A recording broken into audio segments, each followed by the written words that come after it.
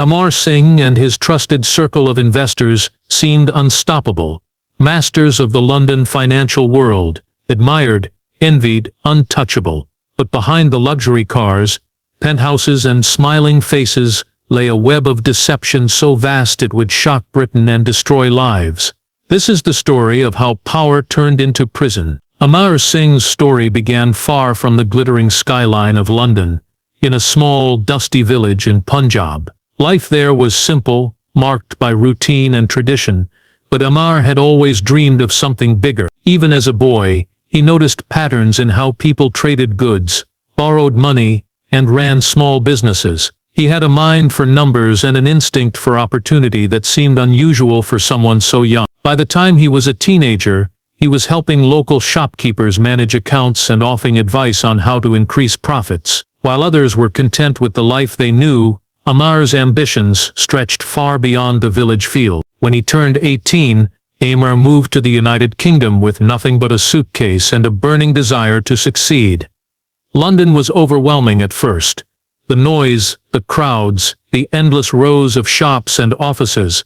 But he thrived in the chaos. He took odd jobs, anything that would allow him to learn about the city's economy, from working in banks as a clerk to assisting accountants with their paperwork. Each role gave him insight into how money moved, how businesses operated, and where the weaknesses in the system lay. Amar studied constantly, absorbing knowledge about finance, investments, and trade. He wasn't just working to survive. He was building a foundation for the empire he imagined. By his mid-20s, Amar had started his first business. It was small, a modest consultancy for individuals looking to invest in property, but he approached it with a level of dedication and strategic thinking that set him apart. He carefully selected clients, promising steady returns and using persuasive techniques that made even cautious investors feel confident. Word spread quickly. His reputation grew, and soon he was handling larger sums of money, managing investments for people who trusted him with their savings and dreams. The once struggling immigrant from Punjab was now becoming a recognizable figure in London's business circle. Amar's rise was rapid. Within a few years he expanded into multiple sectors: real estate, stock trading, and import-export businesses. Each new venture appeared legitimate, backed by impressive offices, well-designed websites, and marketing that suggested expertise and trustworthiness. People were drawn to his charisma. Amar knew how to make everyone feel important, from small investors to influential financiers. His networking skills were unmatched. He attended conferences, charity events, and private clubs, always positioning himself as a man who had earned respect through intelligence and hard work. Publicly, Amar's life looked like a story straight out of a success magazine. He drove luxury cars, attended high-profile events, and even featured in lifestyle publications as a self-made businessman. Friends and acquaintances described him as disciplined, focused, and generous, someone who never forgot where he came from and often sent money back home to help his family.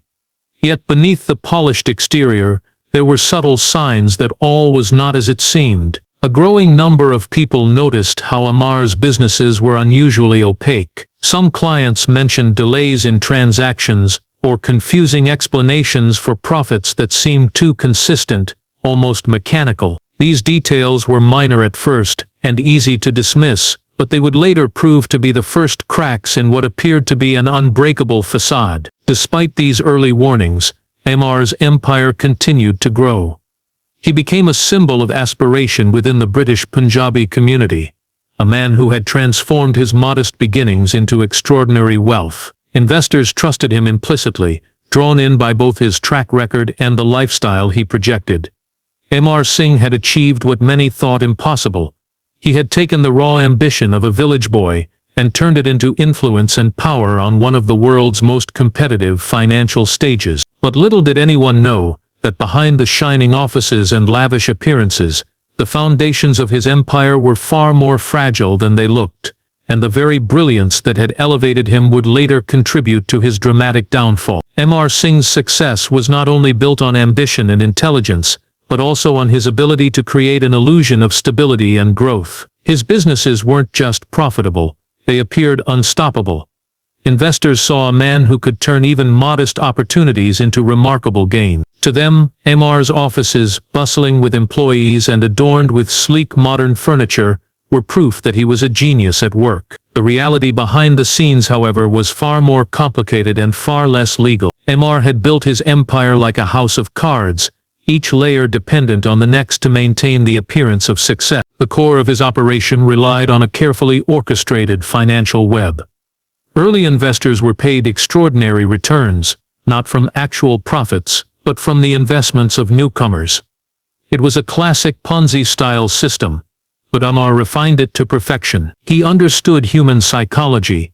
People are far more likely to invest when they see others succeeding.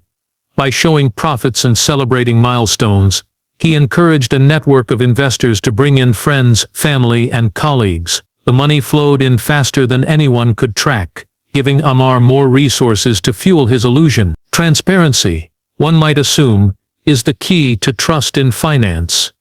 Amar exploited this expectation by presenting carefully designed reports, graphs, and balance sheets. Every document seemed legitimate, every number precise. Investors who questioned the details were met with patience and charm. Amar explained delays or unusual figures with plausible reasons that felt convincing. No one suspected that the figures were manipulated, that profits were being manufactured to create confidence. Behind the computer screens and spreadsheets, money was moving in circles, a constant shuffle to ensure no gaps appeared, no alarms sounded. His companies extended into multiple industries, each one giving him more credibility and more opportunities to attract investors. Real estate ventures were particularly effective. Amar bought properties under various company names, rented them out, and sold them in ways that created the illusion of high returns. Stock trading accounts were used strategically, with some legitimate gains mixed into large, fabricated profits. Import-export businesses allowed him to move funds internationally under the guise of global trade. The complexity made scrutiny difficult. Regulators and banks, impressed by the scale and apparent professionalism, saw Amar as a serious businessman. Few suspected the reality beneath the glossy exterior. Amar's personal life mirrored the image of success. He drove expensive cars, lived in a luxurious penthouse overlooking the city, and frequently appeared at high-profile social events. Photographs of him shaking hands with industry leaders and celebrities circulated on social media, further cementing the idea that he was untouchable. This visibility worked in his favor. The more public trust he commanded, the more private wealth he could manipulate. People didn't just invest in his businesses, they invested in Amar himself, believing that his personal reputation guaranteed security. Even within his own staff, Amar maintained strict control. Employees were carefully chosen for loyalty, and many were unaware of the true nature of the operations. Departments were compartmentalized, so that no one had a complete view of the financial flow. Those who questioned procedures were quickly reassigned or reassured, maintaining silence without confrontation. Amar's brilliance was in creating a world where everyone saw what he wanted them to see, and believed it wholeheartedly. For a time, everything worked perfectly. Investors continued to join. Money continued to circulate, and Amar's wealth expanded beyond imagination. But perfection is fragile. One small delay in payment, one unverified transaction, could ripple through the system like a crack in a dam. The very structure that allowed Amar to amass power and prestige also contained the seeds of its own collapse. The illusion, as flawless as it seemed, was entirely dependent on trust, timing, and secrecy, factors that would soon be tested in ways Amar had never anticipated. For years, Amar Singh's empire seemed untouchable. Investors trusted him implicitly, employees admired him, and even the media painted him as a symbol of extraordinary success. But no matter how carefully a lie is constructed, cracks eventually appear. The first signs of trouble were subtle, almost imperceptible. Small delays began to appear in investor payouts. Initially, these delays were brushed off with plausible explanations: market fluctuations, bank processing times, or administrative errors. Few saw them as red flags.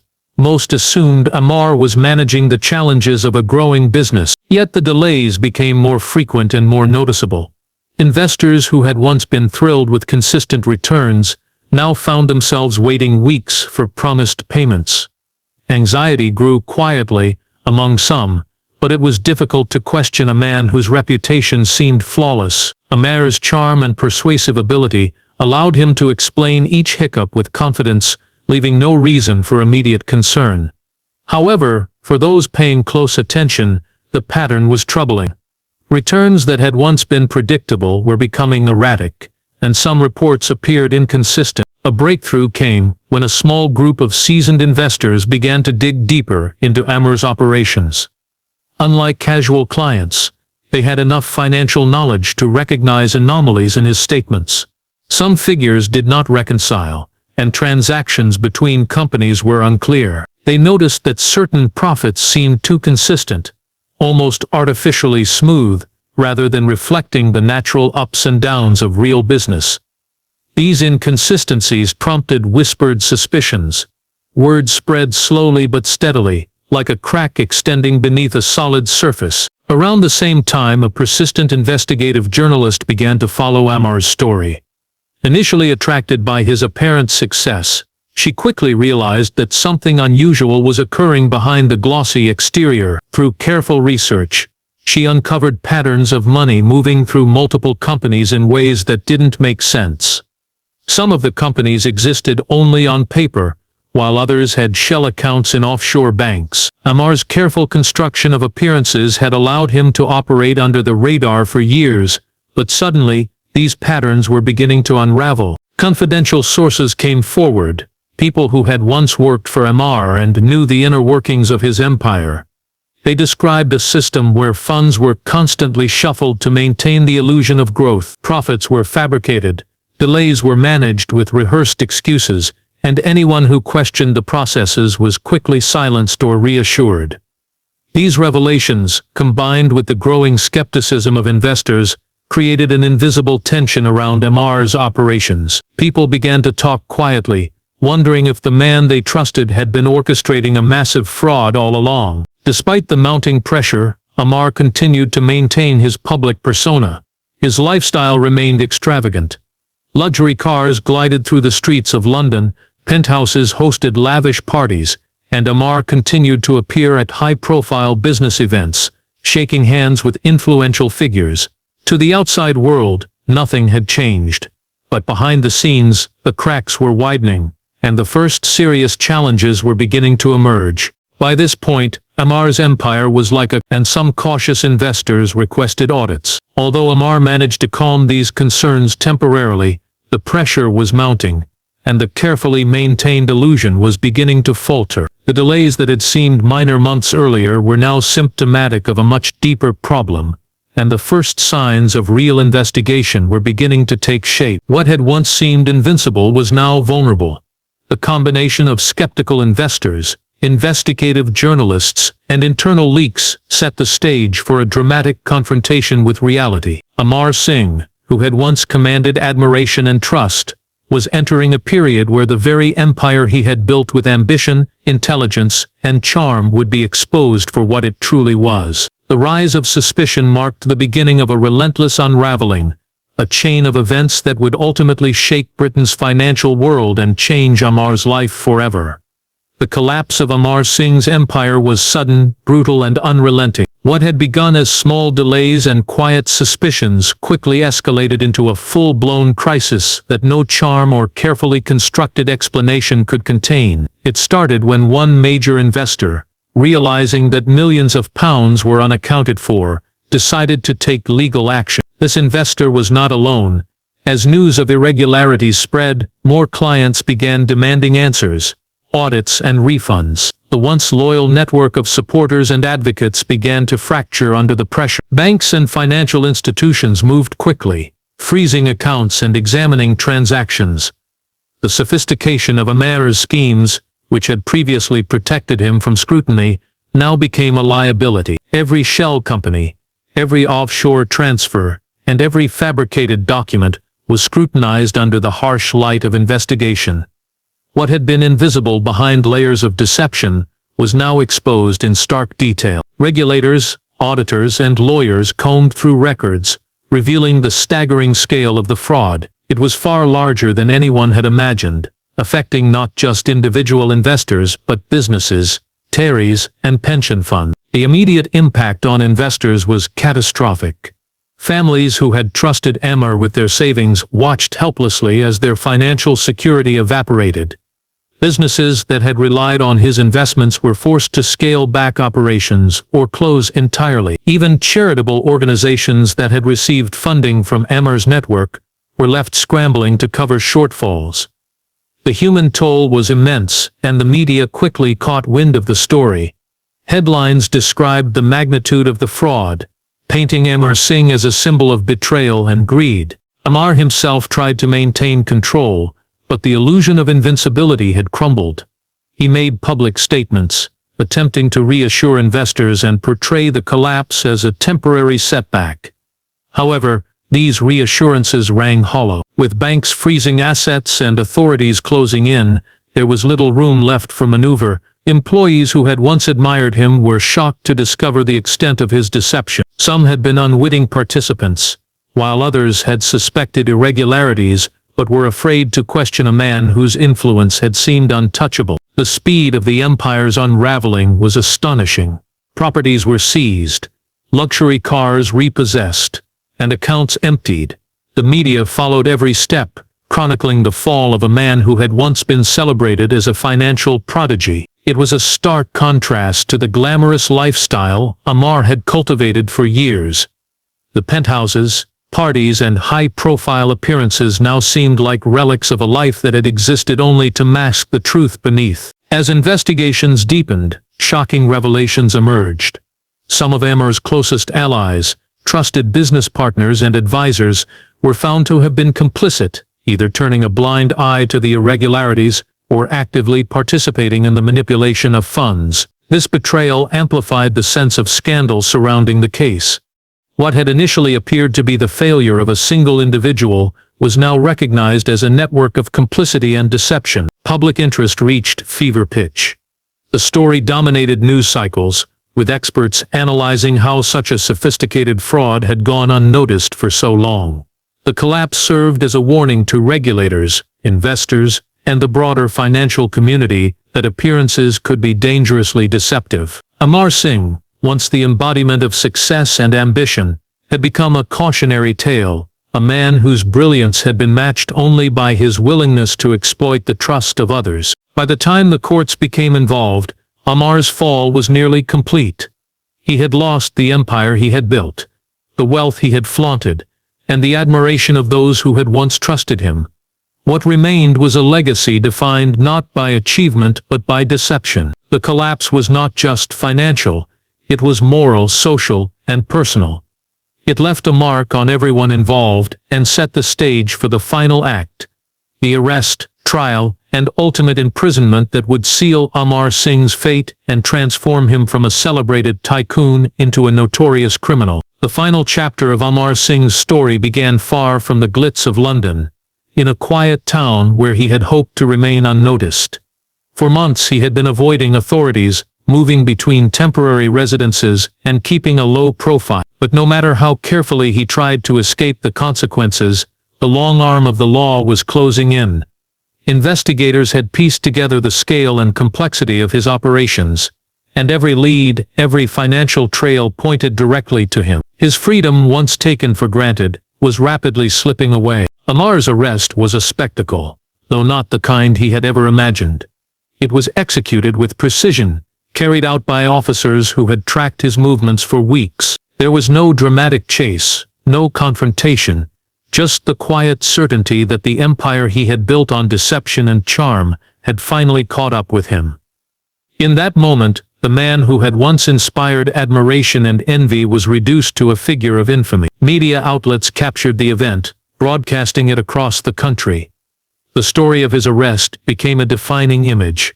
A powerful businessman brought down by the very systems he had manipulated for years. Once in custody, Amar faced the daunting reality of the legal system.